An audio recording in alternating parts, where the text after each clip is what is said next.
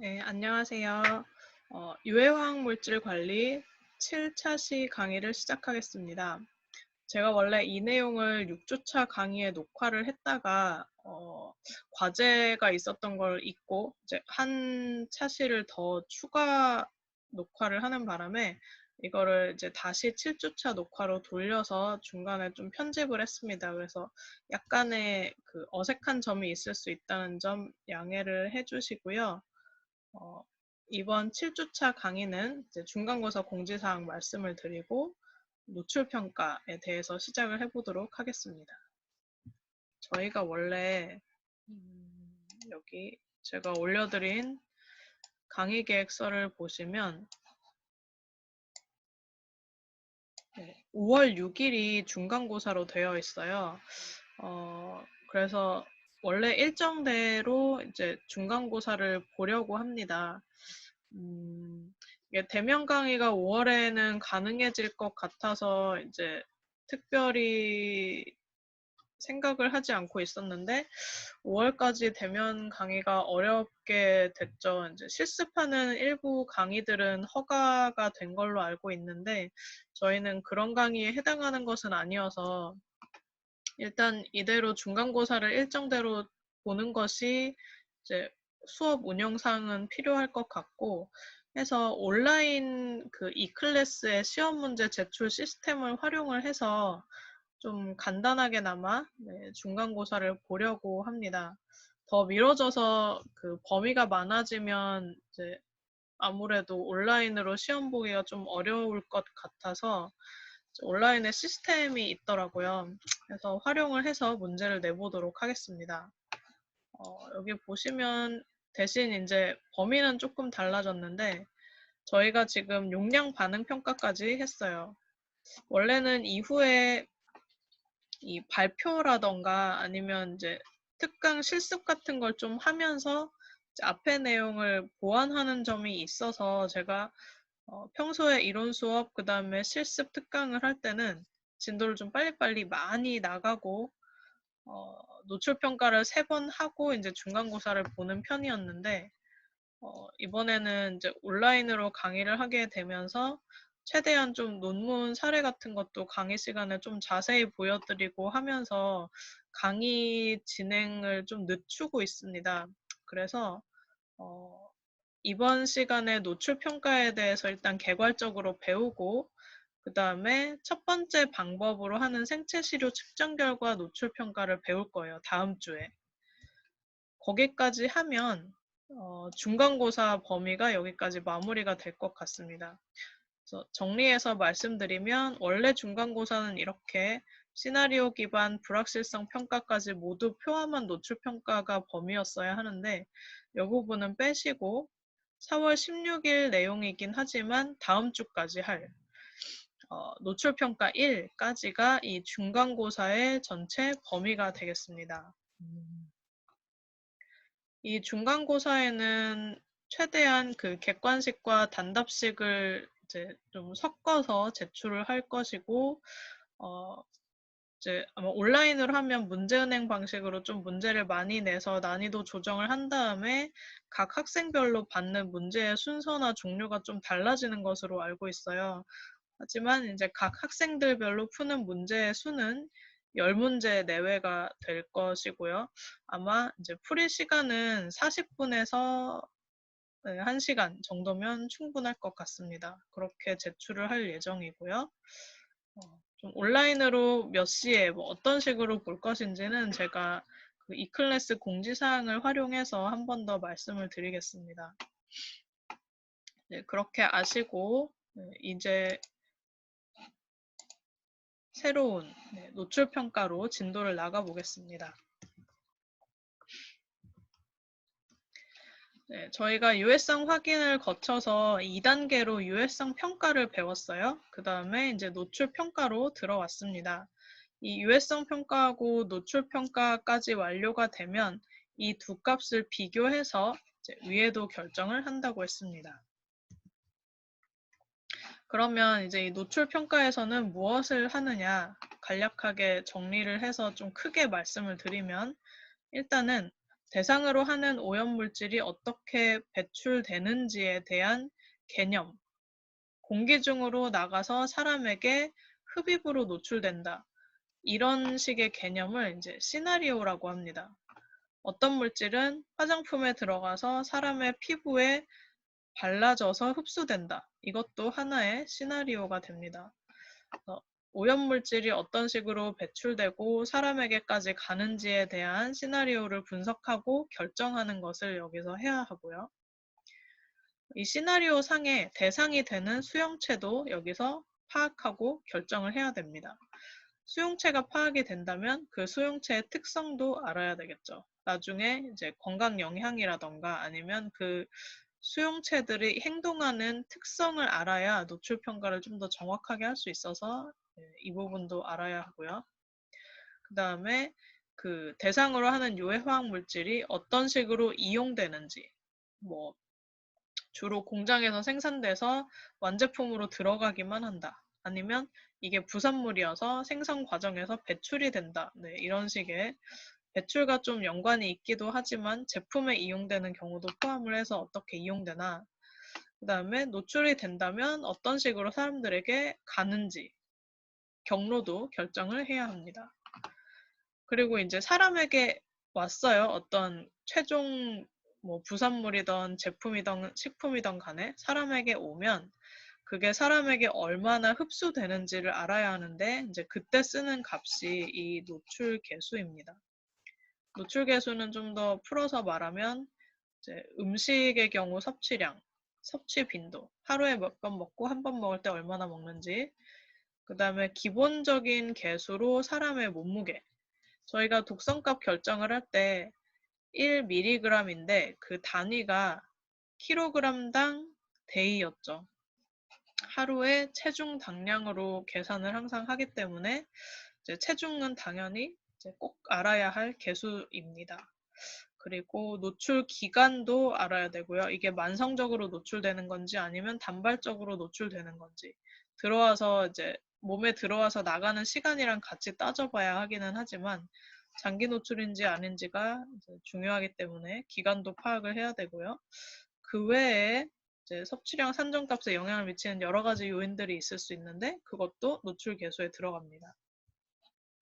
그리고 최종적으로 이 위의 모든 것들을 종합을 하면 결국은 대상 수용체가 그 오염물질을 얼마나 먹고 흡수하고 있는지가 계산이 될 수 있어요. 계산식에 따라서. 그래서 앞에 나온 자료들을 종합해서 오염물질의 섭취 용량을 계산을 하게 됩니다. 그러면 이제 노출 평가가 마무리가 됩니다. 그럼 이제 노출 평가에서 사용되는 노출이란 말이 무엇인지를 다시 알아보도록 하겠습니다. 이 노출은 저희 그 위해성 평가에서는 환경 매체 또는 소비자 제품에 들어가 있는 유해 화학 물질이 수용체, 인체라고 여기선 표현을 했는데 인체와 접촉 또는 흡수되는 상황을 말합니다. 노출된다 라고 하면 화학물질이 사람에게 들어갔다라는 것이죠. 그리고 이 노출 평가는 그 들어가는 양이 대체 얼마인지 정량적으로 추정하는 일입니다. 여기서의 수용체는 지금 이렇게 표현을 했어요. 근데 이 위험인구는 얼마든지 물질의 특성이나 현황에 따라서 달라질 수 있겠죠. 잠재적 위험인구에 노출되는 양을 정량적으로 추정하는 것이 정의상 이 노출평가, Exposure Assessment의 내용입니다. 여기에 이제 접촉 또는 흡수라고 말했어요. 접촉되는 것만으로도 노출된다고 말합니다. 하지만 실제로 더 중요한 것은 접촉한 다음에 흡수가 되는 양이죠. 그거를 아는 것이 최근에는 더 중요해져서 많이 강조가 되고 있습니다. 이 접촉과 흡수는 어떤 식으로 구분을 하는가? 이것도 이제 노출 평가에서 중요한 개념이어서 이 아래 그림으로 나타냈습니다.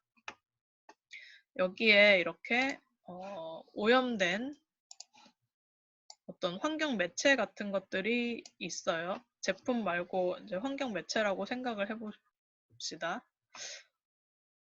공기가 오염이 되었는데 이것이 사람이 들이마시는 쪽으로 흘러오면 그게 이제 오염된 공기가 사람에게 접촉되는 이제 시점이 되는 거죠. 사람이 접촉하지 않은 그냥 전체 대기 상태에서는 이것이 환경 농도이고요. 사람에게 오는 순간, 사람이 그 공기를 마시는 순간 그것은 이제 노출 농도가 됩니다. 정의상 그렇고요. 이게 사람에게 접촉되는 양을 이 도우즈라고 해요. 외적 노출량. 이게 사람에게 접촉을 한다고 해서 무조건 100% 흡수되는 것이 아닙니다. 뭐 대기 공기 흡입이라고 해서 폐에 들어왔다가 모든 물질이 흡수되는 것은 아니고 이제 다시 뱉어내는 공기를 통해서 일정 정도는 들어왔다가 나갑니다. 물질의 특성에 따라서 그 들어와서 흡수되고 잔류되는 양과 나가는 양이 다 달라요. 이제 비율 정보들이 있는데 이걸 고려하지 않고 어쨌든 들어오는 모든 양을 이렇게 외적 노출량이라고 부를 수 있습니다. 그래서 이거는 인테이크라고 보시면 되고요. 이 시점에서는 저는 공기를 예로 들었는데 먹는 것 마찬가지고 피부로 바르는 것 마찬가지입니다. 전부 도즈라고 보시면 되고요. 이게 몸속으로 이제 일정 비율에 따라서 흡수가 되었어요. 그러면 이제 이게 위장관을 통해서 뭐 대사가 되던 분배가 되던 온 몸을 이제 돌아다니게 될 텐데 그 온 몸에 돌아다니는 양을 인터널 도즈, 이렇게 내적 노출량이라고 부릅니다. 그게 다시 이제 내적 노출량이 물질마다 다른 표적 장기로 가서 독성 영향을 일으키게 되는 거죠. 그래서 이 개념으로 인테이크, 외적 노출량, 그리고 인터널 도우즈를 구분을 하시고요. 이것이 이제 노출 용량 안에 들어와서는 독성을 일으키는 유효 용량 정도로 구분을 해두시면 되겠습니다. 그리고 좀 더 요약해서 표현을 하자면 섭취의 경우에 특히 그런데 이 인테이크된 양에다가 물질의 흡수율, absorption factor죠. 를 곱하면 인터널 도즈가 된다라고 이해를 하시면 되겠습니다.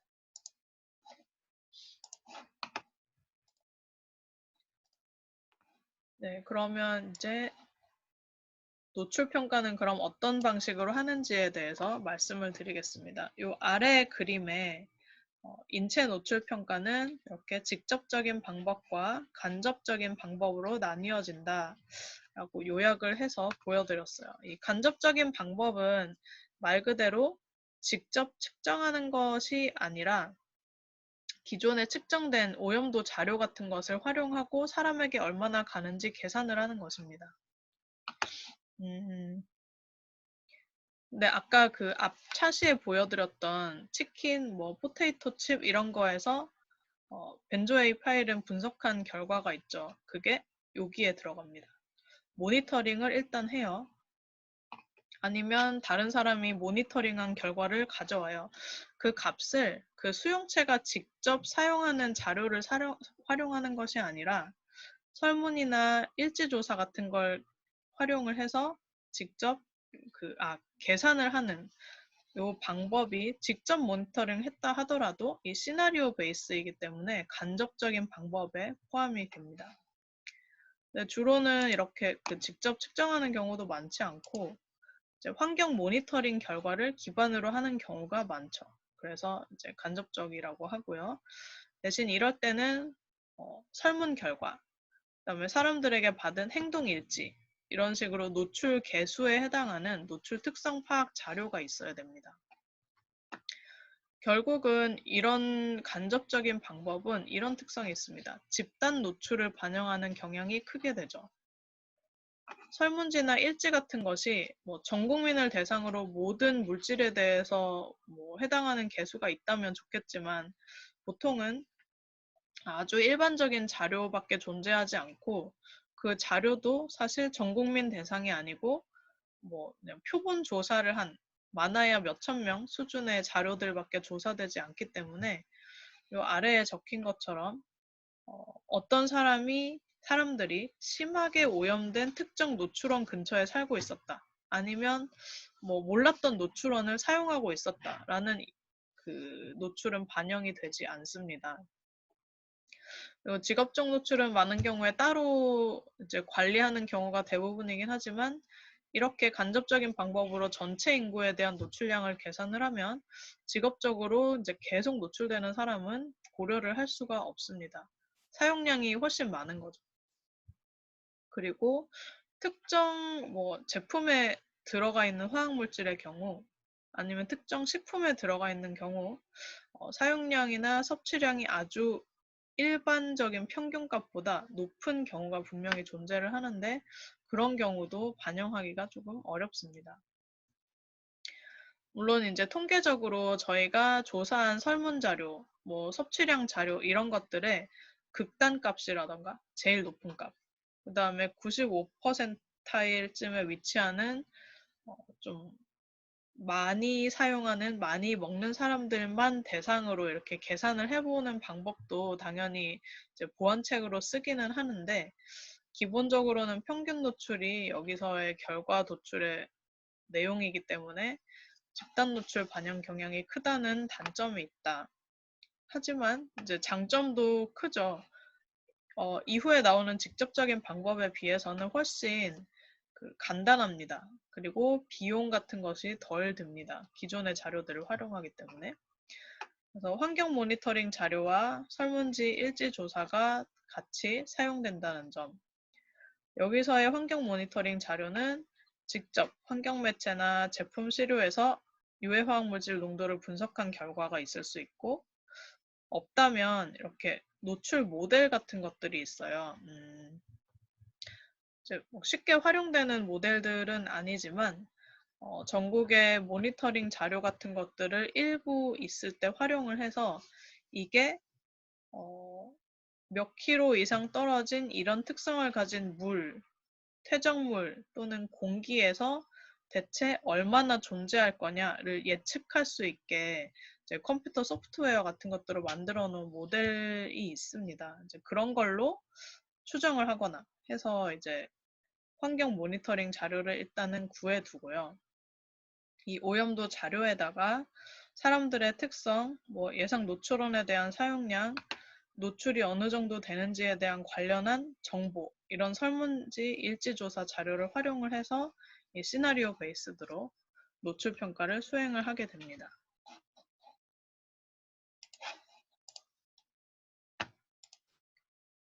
그 다음으로는 반대편에 이 모니터링 베이스, 직접적인 방법이 있을 수가 있습니다. 이것은 그 외적 노출량 또는 내적 노출량을 직접 측정하는 것이에요. 일단 내적 노출량 같은 경우는 인체 시료를 샘플링을 합니다. 그래서 혈액, 소변, 뭐 머리카락이나 손톱 같은 것도 가능하고 이제 거기서 생체 지표, 그러니까 화학물질 그 자체일 수도 있고요.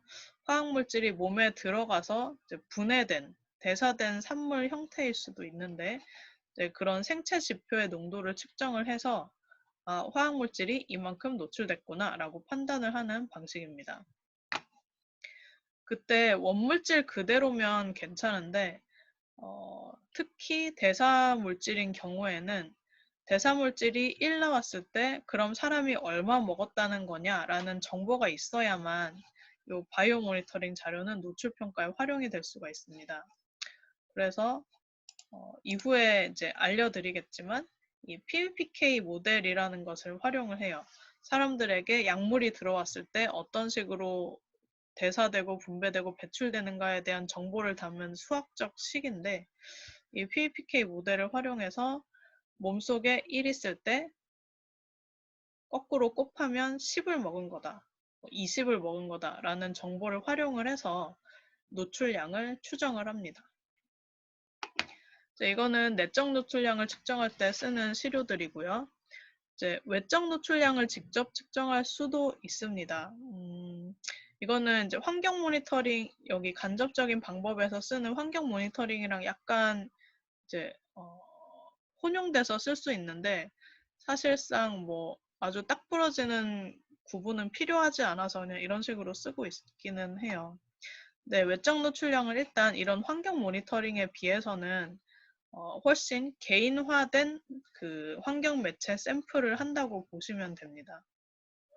이렇게 여기 적힌 것처럼 그 수용체 대상자죠. 실험 대상자를 모집을 해서 그 대상자의 신체 부위에 측정기를 부착을 합니다. 이건 주로 이제 공기 흡입에서 많이 쓰는 방법인데 호흡으로 노출되는 화학물질의 경우에 이제 이 어깨라던가 이쯤에 배지 같은 것을 달아서 이제 공기질 샘플링을 하는 거죠. 그러면 최대한 호흡되는 위치와 마찬가지의 공기가 여기에 들어가게 됩니다. 그래서 사람에게 그럼 이 공기가 노출됐구나라는 것을 판단할 수 있게 하는 방식이죠. 이제 배지형 패시브 샘플러를 이제 대기에서는 개인 모니터링 방법으로 많이 쓰고요. 음식의 경우에는 이런 식으로는 할 수 없으니까 그 사람이 먹은 음식을 직접 가져오게 합니다. 근데 이제 우리나라가 특히 그런데 음식의 종류가 너무너무 많기 때문에 전부 다 따로따로 샘플링을 할 수는 없고 보통은 이제 좀 24시간 동안 먹은 걸 전부 보고 싶으면 먹은 거랑 똑같은 1인분을 하나 더 만들게 해서 하나는 먹고 나머지는 먹은 양만큼 봉지에 모두 혼합을 하게 만듭니다. 그래서 이 뒤에 보여드리겠지만 푸드 디파짓 또는 푸드 컴파짓 샘플이라고 해서 그 사람이 직접 먹은 24시간 음식을 조사할 때 이제 이런 방법을 씁니다. 음식에 대해서 좀 더 비교를 해서 말씀을 드리면 요 개인 모니터링은 24시간 음식 혼합수료 아니면 너가 한 끼 먹은 거 다 합쳐서 가져와라 이런 식의 수줍을 하면 개인 모니터링이 되는 거고요. 이 간접적인 방법에서 쓰는 모니터링은 그냥 시장에 나가서 감자도 사고 시금치도 사고 복숭아도 사고 뭐 만두도 사고 해서 그 최대한 많은 사람들이 먹는 음식 종류를 다 직접 샘플링을 해서 분석을 합니다. 그래서 생각하시겠지만 뭐 감자라고 해서 이마트에 있는 것도 이제 산지별로 사실 좀 유해 화학 물질의 함유량이 다를 수가 있고 시금치도 마찬가지고 전부 그렇겠죠. 그거를 전국 대상으로 저희가 샘플링을 할 수도 없고 이런 식으로 하면 역시 이제 샘플링 된 그 식품 제품만 그 오염도가 반영이 되는 거기 때문에 이게 개인까지 가면 이제 특이성이 상당히 떨어지게 됩니다. 그냥 평균적인 말 그대로 집단적인 노출만 계산을 해볼 수가 있는 거죠. 그래서 수용체 개인의 통합적인 노출량 그리고 좀 노출원 특이적으로 개인 특이적으로 노출량을 평가하고 싶을 때는 좀 이런 개인 모니터링 방식을 많이 사용을 합니다. 앞에 간접적인 방법에 비해서는 시간이나 뭐 비용도 많이 들고 분석해야 될 것도 좀 다양해서 어려운 방법이기는 하지만 이런 특이적인 결과를 얻을 수 있다는 장점이 있습니다.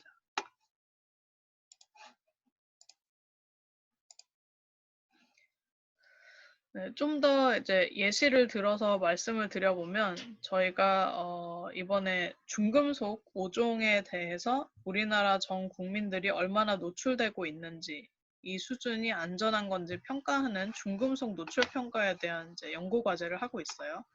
네, 중금속은 뭐 금속마다 좀 다르긴 하지만 저희가 대상으로 하는 납이나 뭐 카드뮴 이런 것들은 식품을 통한 노출이 엄청난 기여도를 차지를 합니다. 100이 이제 사람 몸속에 들어온다고 하면 그중에 8, 90 정도는 식품으로 들어와요.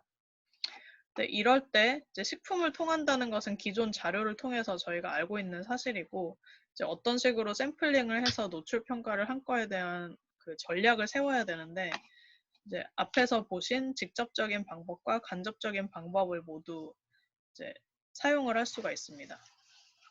첫 번째는 간접적인 방법인데 시판 식품류를 직접 구매해서 저희가 중금속을 분석을 하는 거죠. 마트에 나가서 모든 식품류를 최대한 많이 선정을 합니다.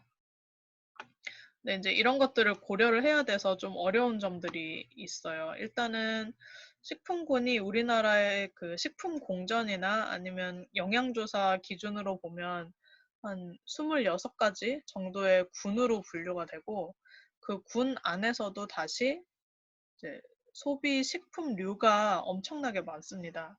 예를 들어 식품군 하나가 육류군이다라고 하면 육류군 안에서도 이제 돼지고기, 닭고기, 소고기 그 외의 고기류 되게 많죠. 그다음에 돼지고기류에서도 뭐 가공식품류인 것이 있고 아닌 것이 있고 이런 식으로 또 이제 식품류가 좀 더 세분화되어서 구분이 돼 있어요. 그러면 최종적으로 저희가 사는 것은 제일 끝에 세분화된 식품류이기 때문에 그러면 그 수많은 식품류 중에 어떤 식품류를 결정을 해서 이제 샘플링을 해야 되는가 이런 부분을 결정을 해야 됩니다.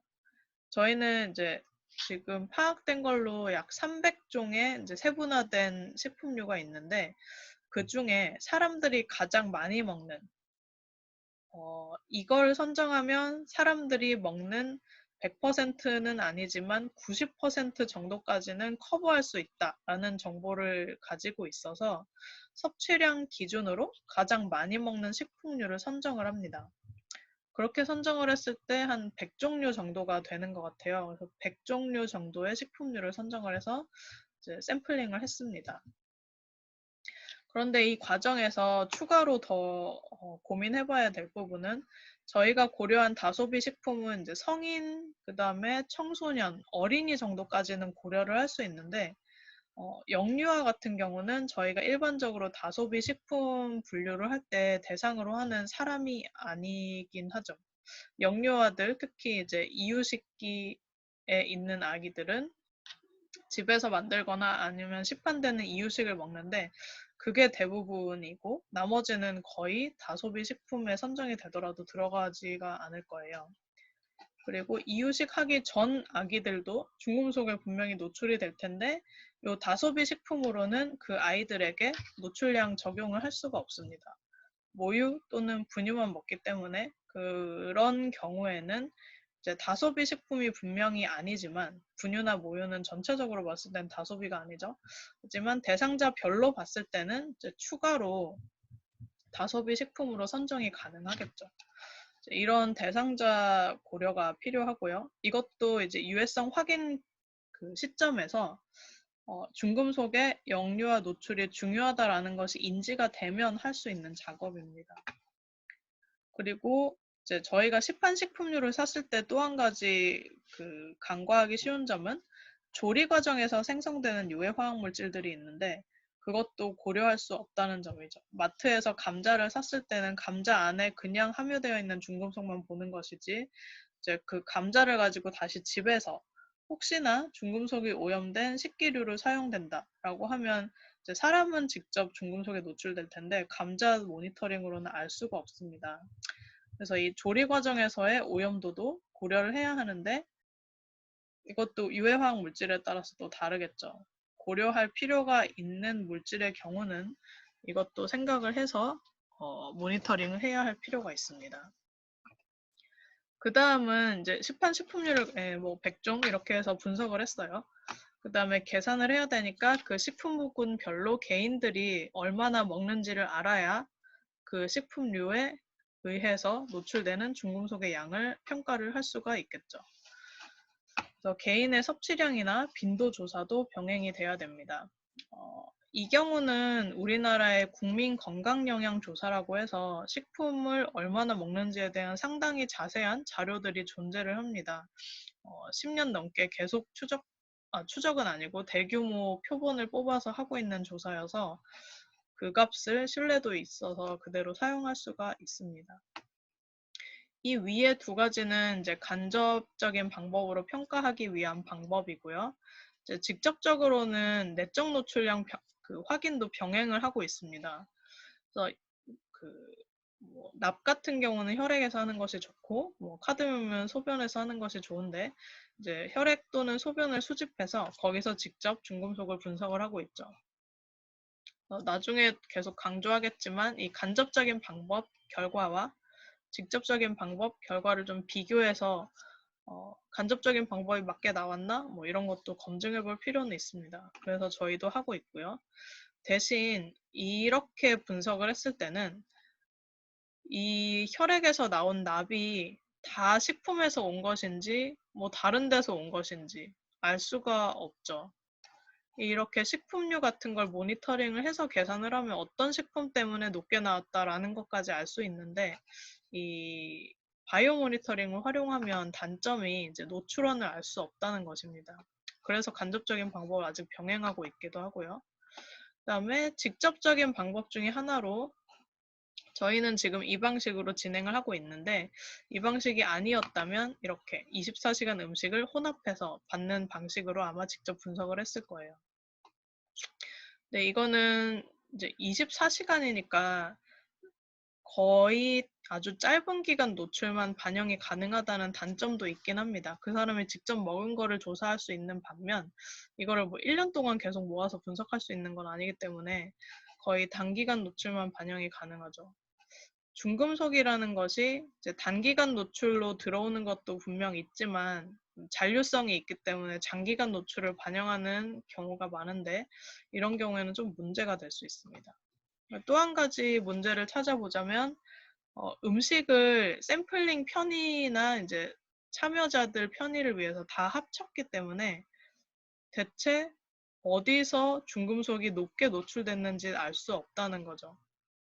이제 어떤 실마리를 찾기 위해서 이 푸드 디파짓을 만들 때 사진도 찍고 그 안에 들어가는 구성 성분 같은 것도 전부 적도록 보통은 하긴 하지만, 그래도 이 한 끼 먹었던 그 식사 샘플에서 중금속이 높게 나왔을 때 뭐 쌀에서 높게 나온 건지, 배추에서 높게 나온 건지, 감자에서 높게 나온 건지는 저희가 알 수가 없습니다. 단지 혼합돼서 사람에게 얼마나 노출됐는지만 정확하게 계산을 할 수가 있습니다.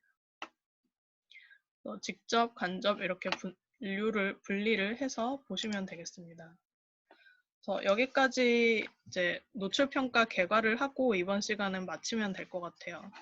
그래서 이번 강의에서는 노출평가를 알려드리는데, 이렇게 수용체 중심으로 내적 노출량을 산정한 다음에 외적 노출량으로 역산하는 수용체 중심 방법에 대해서 첫 번째로 배우시게 될 거고요. 그 다음에 두 번째는 시나리오 기반으로 외적 노출량을 직접 산정하는 방식으로 노출원 자료를 가지고 하는 방법을 배우게 될 겁니다. 그래서 다음 시간부터는 이제 내적 노출량 산정에 대해서 배우게 될 거고요. 그 과정에서 이렇게 몸속에서 바이오마커 측정을 한 다음에 역 계산을 해서 먹은 양, 익스포저를 계산한다라는 개념을 설명을 해드릴 것이고, 이런 식의 PBPK 모델 정보를 활용해서 이게 혈중 농도면 이게 먹은 양이다 라는 비율 같은 것들이 있어요. 계산하는 방법도 알려드릴 겁니다. 그리고 두 번째, 이 시나리오 베이스에서는 결국은 시나리오를 만들어서 거기에 들어가는 이런 개수들을 찾는 작업이 위주가 되는데, 그 개수들을 전부 조합해서 어떤 계산식에 넣어서 노출량을 에스티메이션 하는가에 대해서 위주로 알려드리도록 하겠습니다. 네, 여기까지 노출평가 1차 시에 대해서 마무리하도록 하겠고요. 다음 시간 그리고 4차 시까지 쭉 이어서 바이오 모니터링 기반 노출평가에 대해서 더 공부해 보도록 하겠습니다. 수고하셨습니다.